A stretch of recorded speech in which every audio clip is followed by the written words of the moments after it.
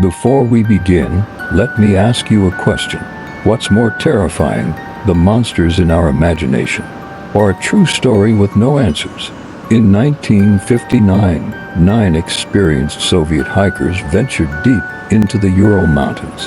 What happened next has baffled experts, scientists, and conspiracy theorists for over 60 years.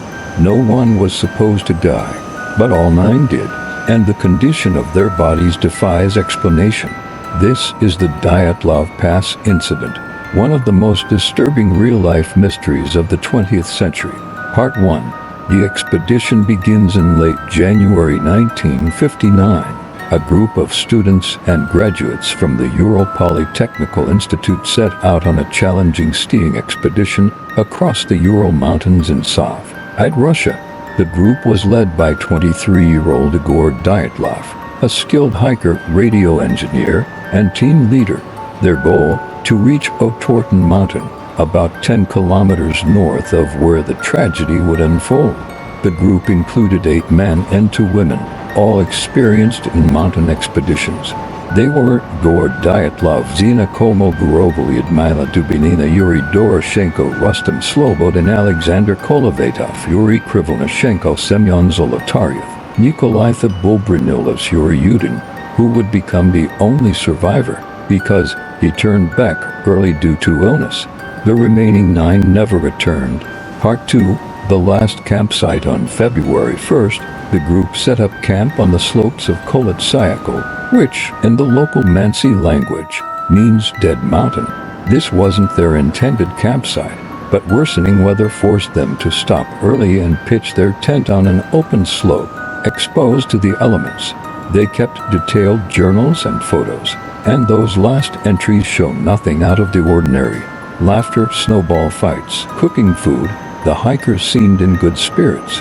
But something happened that night, something terrifying. Part 3. The discovery. When the hikers failed to send word by February 12th as planned, families grew concerned. By February 20th, search teams were dispatched. What they found defied logic. On February 26th, the searchers discovered the group's tent, slashed open from the inside. Blueprints led downhill, some barefoot, some wearing only socks. No sign of a struggle, but clearly something had scared them out of their shelter in freezing temperatures, around -30 Celsius, to 2F. The first 2 bodies, Yuri Krivonischenko and Yuri Doroshenko, were found near a tree barefoot, in underwear, with signs of hypothermia and small burns. 3 more, Dyatlov, Zina, and Rustem, were found scattered between the tree and the tent.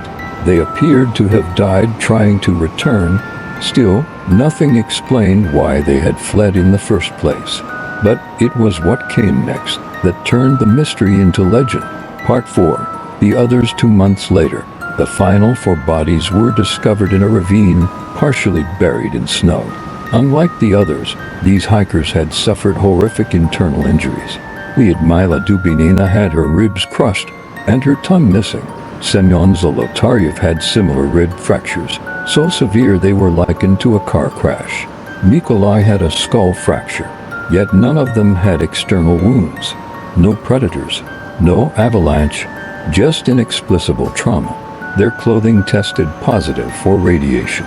Authorities quickly closed the investigation, labeling the cause of death a compelling natural force. And just like that, the case was buried. Part 5.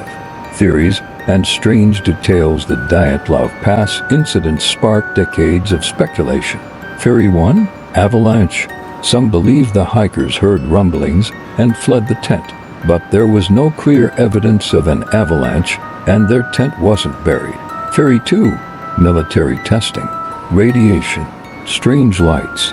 Some suggest the hikers stumbled into secret Soviet weapons tests, perhaps parachute mines or ultrasonic weapons. Theory 3. Paradoxical undressing. A known phenomenon where hypothermia victims undress due to confused nerve signals. But that wouldn't explain the brutal internal injuries. Theory 4. Infrasound panic.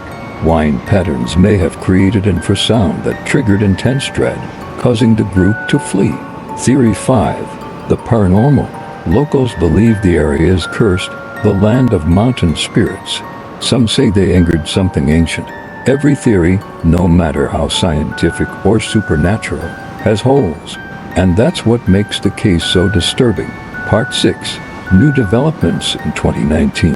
The Russian government reopened the investigation. The official conclusion in 2020. An avalanche with new simulations showing a rare slag avalanche may have occurred. But critics argue the new report doesn't explain the trauma, the missing tongue, or the radiation. For many, it felt more like a cover-up than a solution. At the end, the Dyatlov Pass incident remains one of the most chilling and debated true stories of the modern age. 9 young lives. No solid answers.